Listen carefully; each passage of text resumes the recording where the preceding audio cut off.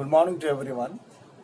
Today we are going to know about that Alankar, which is newly introduced by CBSE board for this academic year 2020 to 21 for B course. Already it was there for course A. So this year B course वालों को भी introduce किया गया है.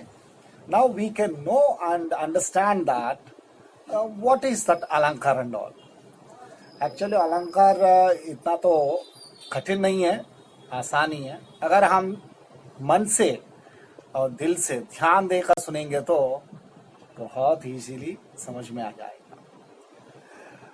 Let us come to the point. Figures of speech in English. अलंकार को English में हम बोलते हैं स्पीच. ये अलंकार के अंतर्गत जाने के पहले अलंकार माने क्या है, इसका यूसेज कहाँ पे किस तरह किया जाता है, वो सब जानना चाहिए हम कविताओं में. काव्य संबंधित विषयों में सुंदरता बढ़ाने हेतु अलंकार का प्रयोग करना चाहिए. ये कैसे कर लिया जाता है, क्यों, ये सब. सबसे पहले मैं आपसे ये कहने वाला हूं कि जनरली देखो, हम अपने सहेलियों से, अपने दोस्तों से, अपने मित्रों से बात करते रहते हैं.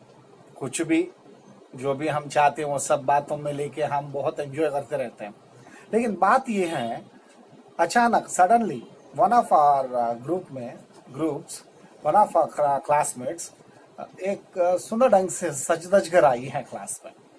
तुरंत हम क्या बोलेंगे, तुरंत हम उस लड़की के पीछे पड़ी कि वाओ कितना सुंदर दिख रही हो आज, क्या बात है, आज कोई फंक्शन है, कोई विशेष बात है क्या.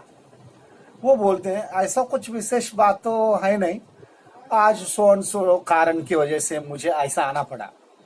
अरे बाप रे, तुम्हारे ये नए नए कुछ झुमका और ये कंगन और ये कुछ यहाँ से यहाँ तक, ये something what ever may be that different kinds of आभूषण या सजावट करके वो आई हैं. उसकी सुंदरता को देखते हुए हम ऐसे शब्दों को प्रस्तुति करते हैं उस लड़की से, मालूम है तुम उस लड़की जैसे दिख रही हो, मालूम है तुम वो इसके साथ दिख रही हो. ऐसा हम कंपेयर करते रहते हैं. और एक बोलते हैं अरे यार उस लड़की से भी बहुत सुंदर दिखने लगी ये. समझ में, इस तरह के वर्णन और इस तरह के उदाहरणों से और कंपैरिजन से हमें ही नहीं पता कि हम अपनी बातों बातों में अलंकार का प्रयोग कर रहे हैं. लेकिन स्थिति तो हमें ठीक ठाक से मालूम नहीं है कि स्थिति का उपयोग करने वाला वो वाला उदाहरण और ये वर्णन किस अलंकार के अंतर्गत आता है. ये सब वो अलंकार करके सम अदर थिंग्स को सजावट करके आभूषण पहन के इतने सुंदर ढंग से दिखने की वजह से हम उस लड़की को इस तरह वर्णन करने लगे. राइट. सो अब हम अभी जान लेंगे ये वर्णन क्या है और ये अलंकार क्या है. ऑर्डिनरी रूप से रहने वाले लोग अगर विशेष रूप से अलंकार करके आ जाएंगे तो उसमें सुंदरता और बढ़ती है. राइट. उसी प्रकार कविता भाग की सुंदरता बढ़ाने के लिए अलंकार का प्रयोग करना अनिवार्य है. अगर सुंदरता बढ़ानी है, अलंकार दो प्रकार के रूप में होते हैं. अलंकार दो प्रकार के रूप में होते हैं. एक है शब्दालंकार और दूसरा है अर्धालंकार. बोलिए, एक है शब्दालंकार और दूसरा है अर्धालंकार. शब्दालंकार का क्या है, अभी हम तो आप लोगों से बोला था, शब्दों के कारण जहां चमत्कार हो वहां शब्दालंकार बनता है. यह आप लोग ऐसा भी सीख सकते हैं, आप लोग. जब कोई विशेष शब्द काव्य में आकर इसकी सुंदरता और बढ़ाने का काम करता है उसे शब्दालंकार कहते हैं. और अर्धालंकार, अर्धों की वजह से जो चमत्कार हो शब्दों में, काव्य के यहाँ कुछ शब्दों के प्रयोग करने से उनके अर्थ की वजह से जो चमत्कार बढ़ता हो उसे अर्धालंकार बोलते हैं. है ना. शब्दालंकार के अंतर्गत दो भेद हैं, दो अलंकार आते हैं.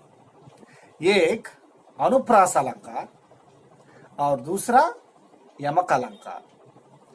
बोलो, पहला वाला क्या है? अनुप्रास अलंकार और दूसरा वाला यमक अलंकार। अभी हम अनुप्रास अलंकार के बारे में सीख लेंगे। चलिए, जैसे ही किसी एक कविता में कोई भी एक पंक्ति या पद को देखकर हमें कैसे पता चलता है यह अनुप्रास अलंकार का प्रयोग किया हुआ है।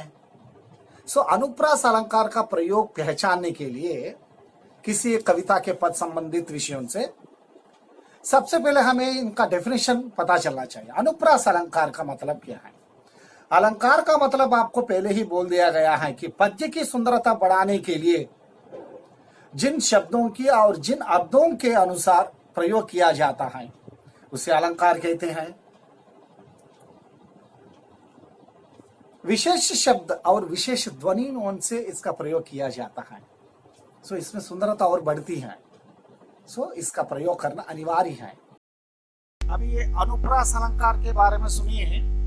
जैसे इस अनुप्रास अलंकार में जिस रचना में व्यंजनों की बार बार आवृत्ति के कारण चमत्कार उत्पन्न हो वह अनुप्रास अलंकार माना जाता है। जब कविता में किसी एक वर्ण की आवृत्ति से विशेषता आ जाती है वह अनुप्रास अलंकार होता है। उदाहरण के लिए देखो, नीचे पद में तरणी तनुजा तट तमाल तरुवर बहु चाहिए। ये तरणी तनुजा तट तमाल तरुवर, हर एक शब्द में ये पहला व्यंजन बार बार आवृत्ति होने के कारण इसमें ऐसा एक चमत्कार आ गया है।